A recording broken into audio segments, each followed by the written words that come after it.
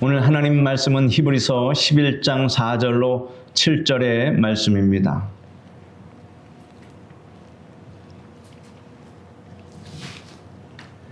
히브리서 11장 4절로 7절 말씀을 제가 읽어드리겠습니다. 믿음으로 아벨은 가인보다 더 나은 제사를 하나님께 드림으로 의로운 자라 하시는 증거를 얻었으니 하나님이 그 예물에 대하여 증언하심이라. 그가 죽었으나 그 믿음으로써 지금도 말하느니라. 믿음으로 에녹은 죽음을 보지 않고 옮겨졌으니 하나님이 그를 옮기심으로 다시 보이지 아니하였느니라. 그는 옮겨지기 전에 하나님을 기쁘시게 하는 자라 하는 증거를 받았느니라. 믿음이 없이는 하나님을 기쁘시게 하지 못하나니 하나님께 나아가는 자는 반드시 그가 계신 것과 또한 그가 자기를 찾는 자들에게 상 주시는 이심을 믿어야 할지니라.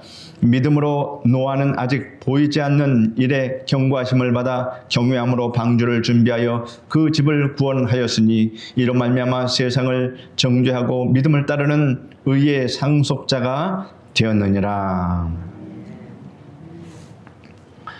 오늘은 믿음으로 사는 자, 이러한 제목으로 말씀해 드리겠습니다. 여러분은 믿음으로 살고 계십니까? 믿음으로 산다는 것은 대단히 중요한 의미를 가지고 있습니다.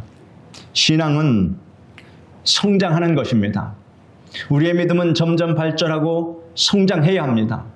하나님은 위대한 믿음의 조상들의 생애를 통하여서 신앙의 발전 과정을 우리에게 말씀하고 계십니다. 이를 통하여 우리는 하나님께서 우리의 믿음이 날로 성장하기를 원하고 계심을 알 수 있습니다. 오늘 본문에 등장하는 아벨과 에녹과 노아는 신앙의 모범을 우리에게 보여주고 있습니다. 이제 아벨과 에녹과 노아의 신앙을 살펴보므로 우리의 신앙을 점검해 보는 은혜의 시간을 갖고자 합니다. 첫 단계로 아벨의 신앙이 있습니다. 아벨의 믿음은 하나님의 구속을 믿는 신앙입니다. 히브리서 11장 오늘 본문 4절 보면 믿음으로 아벨은 가인보다 더 나은 제사를 하나님께 드림으로 의로운 자라 하시는 증거를 얻었으니 하나님이 그 예물에 대하여 증언하심이라. 그가 죽었으나 믿음으로써 지금도 말하느니라 라고 기록하고 있습니다. 아벨의 믿음은 기독교 신앙의 기초이며 시작이라고 말할 수 있습니다. 기독교 신앙의 가장 중요한 것은 사람이 어떻게 죄의 문제를 해결하고 의롭게 될 수 있는가 하는 것입니다. 만일 여러분이 이 문제에 대한 분명한 해답을 얻지 못하면 여러분의 믿음은 사상 누각에 불과한 것입니다. 모래 위에 세운 집은 바람이 불고 장마에 홍수가 나면 흔적 없이 무너지고 맙니다. 우리는 죄의 문제와 이에 대한 답을 분명히 알고 있어야 합니다. 인간은 태어날 때부터 원죄를 가지고 태어납니다. 그래서 모든 사람이 다 죄인으로 태어납니다. 그 이유가 무엇입니까? 인간의 조상인 아담과 하와가 하나님을 반역하는 죄를 지었기 때문입니다. 뿐만 아니라 인간은 살면서 끊임없이 죄를 짓고 또 살아갑니다. 이러므로 죄의 문제로 고민하지 않는 사람이 없습니다. 이 문제를 해결하지 않는 이상 결코 참된 행복을 누릴 수 없습니다. 사람들은 죄의 문제를 해결하기 위해서 수많은 사상과 철학을 내놓고 종교를 만들었으나 죄의 문제를 결코 해결하지 못했습니다. 사람의 두뇌에서 나오는 어떤 사상과 철학과 종교도 죄의 문제를 해결해주지 못한다는 증거입니다. 왜냐하면 하나님께서 우리에게 계시하신 진리를 통해서만이, 하나님의 말씀만이 비로소 죄의 문제가 해결되기 때문입니다. 많은 사람들이 교회에 출석합니다. 그러나 교회에 출석한다고 해서 다 천국에 가는 것은 아닙니다. 신자 중에는 예수님께서 지적하신 대로 알곡과 쭉정이가 있으며 양과 염소가 있는 것입니다. 당신은 왜 기독교인이 되었습니까? 이 질문에 대해서 어떤 사람은 나는 무엇인가 종교를 하나쯤 가져야 되겠다고 생각했기 때문에 기독교인이 되었습니다 라고 말하고, 또 어떤 사람은 나는 정신적인 위안을 얻기 위해 기독교인이 되었습니다 라고 말하고, 또 다른 사람은 현재 내가 처한 상황 때문에 부득불 억지 기독교인이 되었습니다 라고 말하고, 또 어떤 사람은 나는 기독교의 종교의식과 종교활동이 마음에 들어서 기독교인이 되었습니다 라고 말합니다. 이러한 사람은 아벨의 신앙을 갖지 못한 사람입니다. 아벨의 신앙을 갖지 못한 사람은 아무리 열심히 교회를 다녀도 그 모든 종교적 행위가 다 헛되며 종국에는 쭉정이처럼 버려지고 지옥에 떨어집니다. 아벨은 하나님께 의로운 자라고 하는 증거를 얻었습니다. 성경은 믿음의 위인을 말씀하실 때 잘 생각해 보십시오. 아담으로부터 언급하지 않고 아벨로부터 언급했다는 이 사실입니다. 왜냐하면 그는 하나님께 의로운 자라고 하는 증거를 얻었기 때문입니다. 죄의 문제를 해결하며 의로움을 얻는 것은 인생에게 있어서 참으로 중요한 문제입니다. 아벨은 죄의 문제를 해결했습니다. 그러면 아벨은 어떻게 하여 의롭다함을 받았을까요? 그것은 아벨이 가인보다 더 나은 제사를 드렸기 때문입니다. 아벨이 가인보다 더 나은 제사를 드린 것은 그의 믿음 때문이었습니다. 하나님을 거역하는 죄를 지은 아담과 하와에게 하나님께서 짐승을 잡아서 그 가죽을 벗기고 피를 흘리고 그래서 옷을 만들어 입혀 주었습니다. 그들의 부끄러움을 그 짐승의 가죽으로 가려 주었습니다.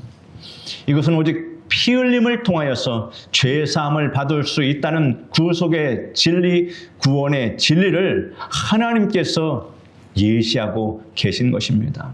구원의 진리는 바로 하나님의 이러한 뜻 안에 있습니다. 죄사함의 유일한 길은 보혈뿐입니다. 아담은 가인과 아벨 두 아들에게 대속의 은혜에 대해서 가르쳐 주셨습니다. 그런데 가인은 피 흘림을 통해서만 하나님 앞에 나아갈 수 있다는 구속의 진리에 대해서 순종하지 않았습니다.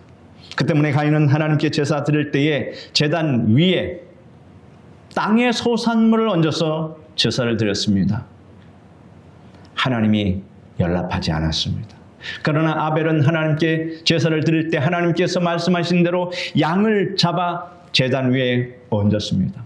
하나님께서 아벨의 제사는 받으셨으나 가인의 제사는 받지 않았다고 하셨습니다. 이 이야기는 오늘날 우리에게 중대한 교훈을 줍니다.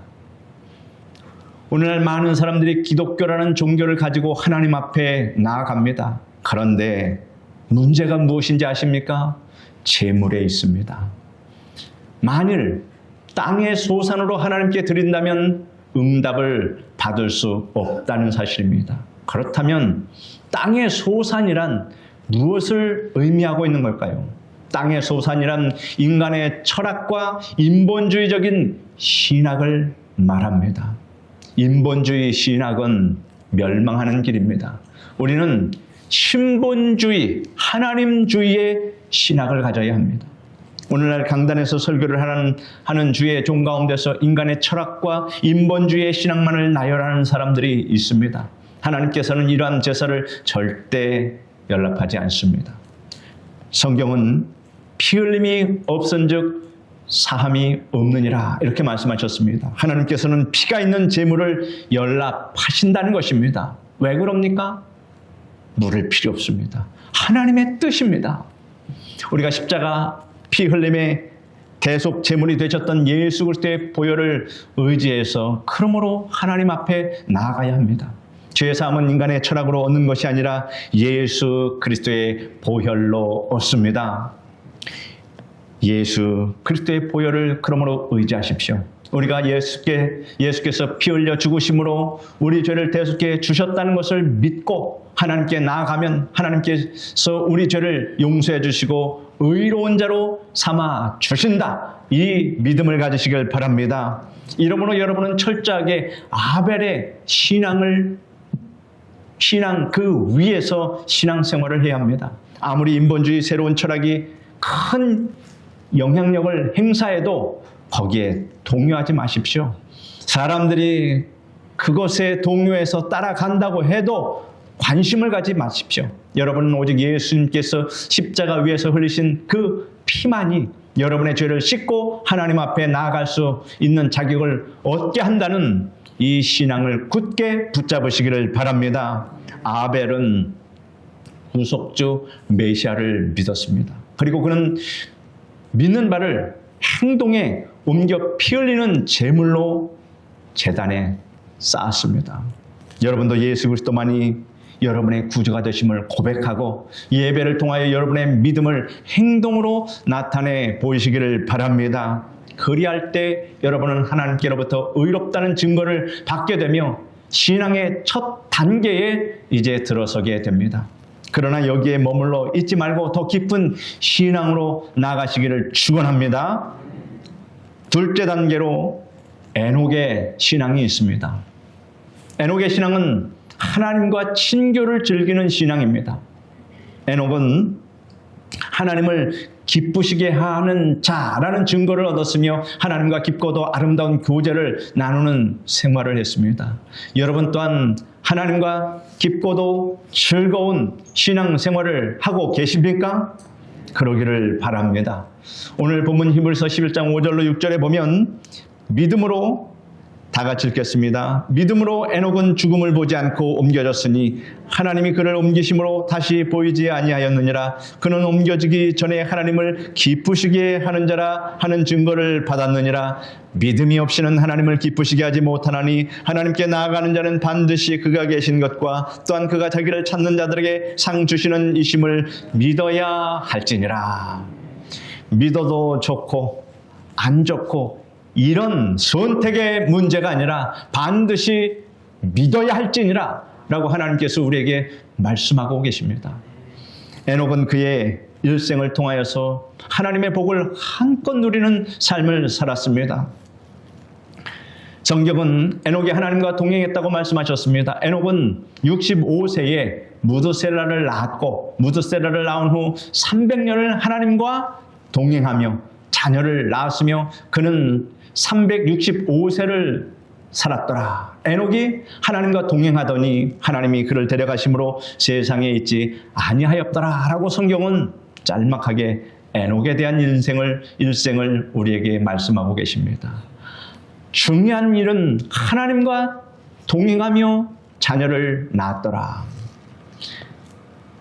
에녹은 이와 같이 하나님과 동행했다라는 말로 그의 신앙을 우리에게 말씀하고 있습니다.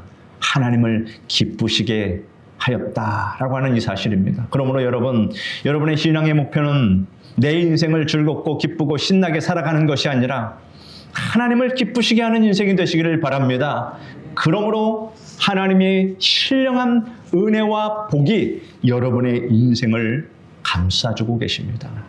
그 은혜를 받아야 여러분의 삶이 평안하다라고 하는 이 사실을 아시기를 바랍니다. 그는 하나님께서 언제나 그와 함께 하심을 믿었습니다. 그 때문에 에녹의 삶은 평안함과 담대함과 기쁨이 넘쳤습니다. 그리고 그는 죽음도 보지 않고 천국에 들어갔습니다. 목사님, 제가 죽음을 보지 않고 천국에 들어갈 수 있는 방법이 혹시 있을까요? 지금 여기에 그 말씀에 적용되는 분들이 많이 계십니다. 제발 요양병원 안 가고 죽음의 고통 안 느끼고 하나님 에녹과 같이 가기를 원합니다 라고 소원하시는 분은 에녹의 신앙을 배우시면 됩니다. 어렵지 않습니다. 하나님과 늘 손 붙잡고 하나님과 동행하시기를 바랍니다. 여러분의 인생은 하나님의 것이며 하나님과 동행하는 인생이 되어야 합니다. 하나님과 그러면 동행한다는 것은 무엇일까요? 성령님과 함께하는 것입니다. 하나님께서 우리와 동행하시기 위해서 성령으로 우리 가운데 와 계십니다. 그래서 하나님, 저는 성령님께 나의 인생을 맡기오니 내가 무엇을 근심하고 염려한다고 해도 해결할 수 없사오니 하나님, 성령님 나를 그저 인도해 주십시오. 나의 인생, 나의 마음을 다 하나님께 맡기며 하나님이 인도하신 대로 살겠습니다. 이러한 기도를 여러분 항상 하시기를 바랍니다. 그 순간 성령께서 오셔서 여러분의 마음을 평안하게 해주십니다. 여러분은 항상 성령님을 인정하고 환영하고 모시고 의지하시기를 바랍니다. 여러분은 성령님을 통해 하나님과 동행하지 않고는 아무런 일도 하지 않겠다라고 결심하고 그대로 실행하십시오. 내 마음대로 살지 않겠다. 성령님께서 인도하시는 대로 살겠다. 이러한 신앙의 각오가 필요합니다. 크리스천들이 교회에 오면 하나님과 동행하지만 교회 밖에 나가면 하나님과 동행하지 않고 자기 멋대로 살아가는 분들이 많습니다. 그러나 우리 교회는 한 분도 안 계실 줄 믿습니다. 아멘이 커야 되는데 아멘으로 여러분 화답하시기를 바랍니다. 그렇게 돼야 됩니다. 그래서 혼자서 고민하고 혼자서 탄식하고 혼자서 괴로워하고 혼자서 걱정하지 말아야 합니다. 그리고 주일날 교회에 오면 그렇게 살다가 혼자 살다가 하나님과 이제 교회에 오면 또 동행한다고 합니다. 이러한 사람들은 어리석은 신앙생활을 하는 것입니다. 하나님의 성령께서 여러분과 함께 하시기 때문에 여러분의 모든 것을 성령님께 맡기고 성령과 더불어 가정생활, 직장생활, 교회생활을 영위하시기 바랍니다. 그리할 때 여러분도 에녹처럼 평안함과 담대함과 기쁨이 넘치는 삶을 살 수 있는 것입니다. 그리고 에녹은 하나님께서 하나님을 찾는 자에게 상 주시는 분을 믿었다라고 하는 이 사실을 여러분 꼭 기억하시길 바랍니다. 하나님을 찾는 자에게 상 주시는 하나님. 여러분으로 여러분도 하나님을 믿을 때 상 주시는 이심을 기대하시고 믿으시길 바랍니다. 성경에 하나님의 허락 없이는 공중에 나는 참새 한 마리도 땅에 떨어지지 않으며 하나님께서는 우리들의 머리털까지 세고 계신다고 하셨는데 이는 하나님께서 여러분의 생활에 깊은 관심을 가지고 도와주시기를 원하신다는 말씀입니다. 하늘과 땅과 그 가운데 있는 모든 것을 지으시고 운행하시는 하나님께서는 우주를 가만히 멀찍이서 관망하고 바라만 보는 하나님이 아니십니다. 하나님께서는 우리 생활에 동참하기를 원하시며 교제하기를 원하시며 깊은 관심을 기울이십니다. 그리고 우리가 하나님께 기대를 가지고 하나님을 열심히 찾고 하나님 앞에 나아가 간구하고 소원을 아뢰면 응답해 주십니다. 어린아이가 잘 놀다가도 갑자기 무슨 일이 있으면 뭐라고 합니까? 엄마를 불러 외칩니다. 그러면 엄마가 주방에서 음식을 하다가도 아이가 부르면 엄마가 아이의 눈을 바라보고 상태가 어떠한 건지 바로 점검하지 않습니까? 우리가 잘 살다가도 문제가 있으면 어려운 일을 만나면 바로 하나님을 외치시길 바랍니다. 그러면 하나님께서 우리를 봐주신다. 이 사실입니다.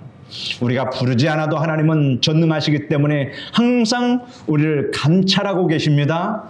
샅샅이 우리의 삶을 다 지켜봐 주시고 보호해 주십니다.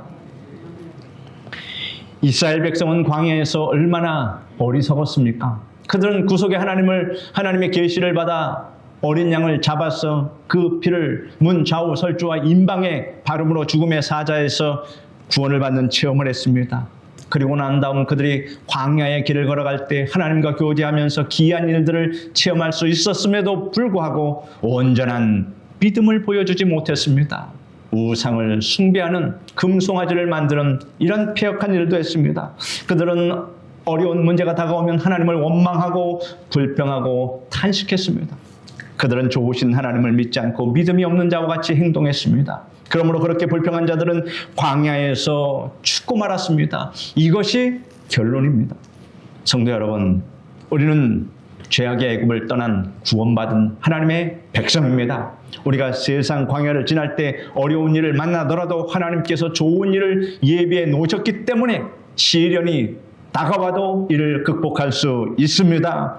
하나님께서 우리에게 어떤 고난을 허락하실 때에는 영광과 복도 예비해 놓으신다는 이 진리를 깨닫기를 바랍니다. 성경에 이에 대한 이야기가 수없이 기록되어 있습니다. 아브라함이 갈대 우르를 떠날 때, 자기 고향을 떠날 때 하나님께서 당장 그에게 탄탄대로를 주신 것이 아니었습니다. 갈 바를 알지 못하고 떠났습니다. 이 때문에 그의 앞길에는 어려운 문제도 많았습니다. 그러나 하나님께서 아브라함을 위해 가나안 땅을 예비해 놓으셨기 때문에 어려움도 하나하나 능히 극복하며 나아갈 수 있었다는 것입니다. 여러분 또한 그렇지 않습니까? 여러분의 인생길이 하나님을 믿는다고 탄탄대로입니까? 늘 평안합니까? 그렇지 아니합니다. 그런데 신기하게도 아브라함과 함께 하신 하나님이 여러분의 인생과 함께함으로 그 모든 굴곡을 다 이겨나가면서 지금 여기까지 와서 하나님을 경외하고 있지 않습니까? 하나님께서 도와주십니다. 하나님께서 아무런 대책도 없이 우리에게 고난과 수고를 허락하지 않습니다. 요셉이 종으로 팔려가 억울하게 감옥에 갇히는 고난을 당했지만 하나님께서 대책 없이 그에게 고난을 허락하신 것이 아니었습니다. 하나님께서 요셉에게 고난을 허락하셨을 때 그를 애굽의 국무총리로 세워 전 애굽 사람과 이웃나라 사람과 이스라엘 부모와 형제를 다 살리시려는 하나님의 오묘한 계획이 있었다라고 하는 것입니다. 그러므로 고난이 깊을수록 은혜가 깊다라는 이 말씀은 성경적인 말씀입니다. 이러므로 여러분은 무슨 일을 만나든지 좋으신 하나님, 따라 말씀해 보십시오. 좋으신 하나님, 결코 잊지 마시기를 바랍니다. 믿는 자에게 좋으신 하나님께서는 모든 것에 합력하여 선을 이루어 주십니다. 그런데 마귀는 항상 악하며 그 악한 속성은 좀처럼 변하지 않습니다. 마귀는 합력하여서 인간을 도적질하고 죽이고 멸망시키려 합니다. 그러나 하나님께서는 우리에게 생명을 주시되 더 풍성히 주십니다. 우리가 세상을 살아갈 때 우리의 연약과 불완전 때문에 여러 가지 어려움을 만나기도 하고 악한 원수 마귀로 인해서 큰 환난과 어려움을 당하기도 합니다. 원인이 어쨌든 하나님께서는 우리에게 다가온 어려움을 종국적으로 선이 되게 하시는 좋으신 하나님이라는 이 사실을 믿으시기를 바랍니다. 성도 여러분, 여러분은 좋으신 하나님을 지금까지 섬기며 살아왔습니다. 합력하여 선을 이루어 주셨습니다. 하나님의 구속을 믿는 아벨의 신앙에서 한 걸음 더 나아가 에녹처럼 하나님과 동행하는 삶을 살고 상 주시는 좋으신 하나님을 믿으시기를 바랍니다. 여러분이 늘 성령님과 함께 살아가고 여러분에게 관심을 기울이시는 하나님 좋으신 하나님을 믿고 살아갈 때에 행복하고 기쁜 마음으로 인생의 길을 걷게 되시기를 축복합니다. 셋째 단계로 노아의 신앙이 있습니다. 최고의 단계입니다. 노아의 신앙은 장래를 예비하는 신앙입니다. 노아는 하나님의 말씀을 철두철미하게 믿고 예비하는 자라는 증거를 얻은 사람입니다. 오늘 본문 히브리서 11장 7절에 이같이 기록되어 있습니다. 같이 읽겠습니다. 믿음으로 노아는 아직 보이지 않는 일에 경고하심을 받아 경외함으로 방주를 준비하여 그 집을 구원하였으니 이로 말미암아 세상을 정죄하고 믿음을 따르는 의의 상속자가 되었느니라. 여기 보면 노아는 하나님의 경고를 받아 하나님을 경외하는 마음으로 방주를 지었습니다. 노아는 하나님께로부터 세상이 홍수로 멸망받으리라 하는 경고를 받았을 때 한 번도 홍수를 만나본 경험이 없었던 그는 인간적인 생각으로는 도저히 실현 불가능한 일이라고 외면할 수도 있었습니다. 지금까지 평생 살아왔는데 이런 일은 한 번도 없었다. 자기 경험과 지식에 근거해서 하나님의 말씀을 묵살할 수도 있었습니다. 많은 사람들이 그렇게 합니다. 그러나 그는 하나님의 말씀을 그대로 받아들였습니다. 이것이 신앙이요 믿음입니다. 그래서 총력을 기울여서 무려 몇 년입니까? 120년을 배를 만드는데 모든 인생을 다 총력을 다했습니다. 이러한 믿음을 하나님이 우리에게 요구하고 계신다. 그러므로 여러분의 신앙의 단계가 지금 초보 1단계, 2단계, 지금 제가 말씀드리는 3단계 여기까지 올라가야 한다는 이 사실을 꼭 아시고 여러분 오늘 말씀을 잘 들으시길 바랍니다. 120년을 한결같은 믿음으로 하나님을 경외하는 마음으로 방주를 지었습니다. 돈도 많이 들었을 겁니다. 주위 마을 사람들에게 미쳤다고 손가락질도 당했을 것이고 자녀들을 순종시키는데 많은 어려움도 있었을 것입니다. 여러분, 이런 어려움을 극복해 나가는 것, 그것이 신앙이요, 그것이 최고의 하나님을 기쁘시게 하는 신앙이라고 하는 것을 우리는 오늘 듣게 됩니다. 노아는 하나님의 경보를 통해서 홍수를 대비하여 방주를 예비했습니다. 우리도 노아처럼 대비해야 합니다. 뭐를 대비합니까? 장래를 위해서. 여러분 장래를 위해 예비하는 믿음을 가져야 합니다. 우리에게는 장래가 약속이 되어 있습니다. 여러분 약속을 다 받으셨습니까? 하나님께서는 우리에게 주님께서 이 땅에 다시 오심과 이 세상 이 심판 받는 것과 우리가 하늘나라에 가면 상급과 칭찬과 면류관을 받게 됨을 미리 예고하셨고 경고하셨습니다.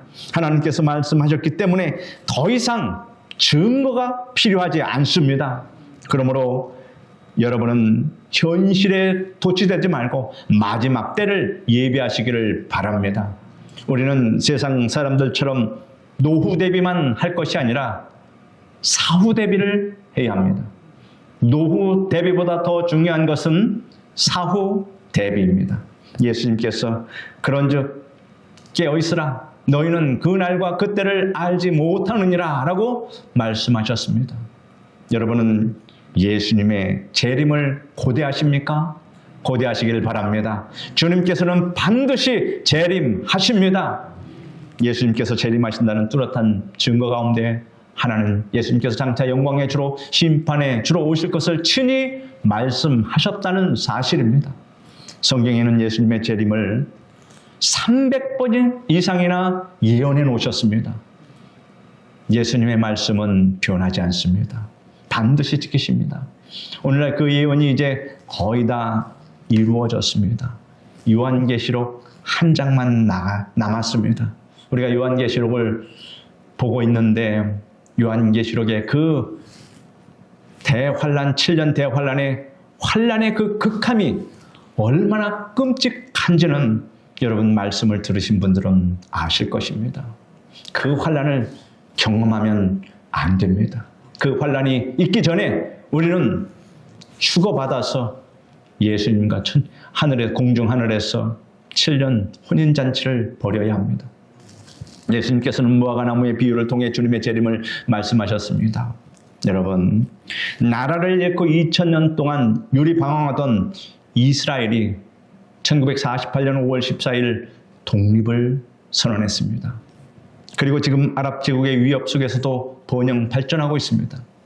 이는 성경의 예언이 그대로 성취되어 가고 있는 것을 말합니다. 주후 70년에 로마에 의해서 민족이 멸망당했고 모든 사람들이 세계 각지로 흩어졌는데 2000년이 흐른 1800년이 흐른 다음에 다시 나라를 만든다는 것은 여러분 불가능한 일입니다. 하나님께서 다윗에게 약속하신 그 약속이 변치 않고 지금 이 시대에 하나님의 약속이 실현된 것을 우리가 이스라엘 나라를 통해서 확인할 수 있다라고 하는 이 사실입니다. 여러분, 그러하니 성경의 말씀이 1.1획도 땅에 떨어지지 않는다 하시는 하나님의 말씀, 요한계시록이 반드시 그대로 이루어진다는 이 사실을 외면할 수 없습니다. 그러므로 대비해야 합니다. 적그리스도가 나타날 것이라고 했는데 오늘날 666이라는 숫자가 알게 모르게 확산되어 가면서 적그리스도의 출현을 암시하고 있습니다. 제가 수원에서 차를 타고 가다가 식당 간판이요? 여러분 놀라지 마십시오. 식당 간판이 666이라는 그런 식당 간판도 제가 봤습니다. 여러분은 예수님의 재림에 대비하여 기름을 준비하시길 바랍니다. 그리고 결코 헛된 것에 동요되지 마시기를 바랍니다. 여러분은 예수님의 재림을 고대하고 기름을 준비함으로 예수님의 재림에 대비하셔야 합니다. 하나님께서는 훗날 여러분에게 멸관과 상급을 주십니다. 성경은 보라 내가 속히 오리니 내가 줄 상이 내게 있어 각 사람에게 그의 일한 대로 갚아주리라 라고 말씀하셨습니다. 아멘 하십니까? 그러므로 여러분이 받을 상이 많아야 합니다. 그러기 위해서는 하나님을 위해서 한 일이 많아야 합니다. 우리는 예수님의 재림에 대비할 뿐만 아니라 하나님의 일에 열심을 다해서 충성해야 합니다. 하나님께서 우리의 공력을 심판하실 때가 옵니다. 공력이란 여러분 쉽게 말해서 공적을 말합니다. 여러분이 살면서 쌓은 행동이나 업적, 노력 같은 것을 말합니다. 성도 여러분, 여러분은 주를 위해서, 교회를 위해서, 이웃을 위해서 얼마나 공력을 쌓으셨습니까? 성경은 이같이 말씀하셨습니다. 같이 읽겠습니다. 만일 누구든지 금이나 은이나 보석이나 나무나 풀이나 짚으로 이 터 위에 세우면 각 사람의 공적이 나타날 터인데 그 날이 공적을 밝히리니 이는 불로 나타내고 그 불이 각 사람의 공적이 어떠한 것을 시험할 것임이라 라고 말하고 있습니다. 구원은 믿음으로 받지만 상급과 면류관은 여러분이 이 땅에서 일한 대로 받습니다. 이제 불로서 여러분의 공적이 어떠한 것인가를 나타낸다고 말씀하셨습니다. 잘 들으시길 바랍니다. 여러분이 주를 위해서, 교회를 위해서, 하나님을 위해서 한 일들이 하나님께서 기뻐 받으시는 공적이면 그대로 남을 것이고, 그것이 아니라 자기 자신을 위해서, 사적인 욕심을 위해서 하나님을 기쁘시게 하지 않는 그런 공적으로 자기 열심으로 열심히 했다면 어떻게 됩니까? 다 타서 없어진다. 그것을 말씀하고, 그래서 불로서 나타내 주신다. 그러므로 여러분, 타지 않는 공적을 쌓으시길 바랍니다. 그래서 인본주의 신앙을 가지고 하나님을 섬기는 사람은 다 타버립니다. 그러나 신본주의로 하나님을 기쁘시게 하는 소자에게 냉수 한 그릇 대접한 그러한 공적은 결코 타지 않습니다. 여러분은 어떠한 상급을 받기를 원하십니까? 그러므로 여러분은 하나님의 영광을 위해서 열심히 일하므로 하나님께서 예비하신 상급과 면류관을 받으시길 바랍니다. 제가 열거해 드리겠습니다. 썩지 않는 면류관, 자랑의 면류관, 의의 면류관, 영광의 면류관, 생명의 면류관, 금 면류관을 받으시고 칭찬과 상급을 받으시길 바랍니다.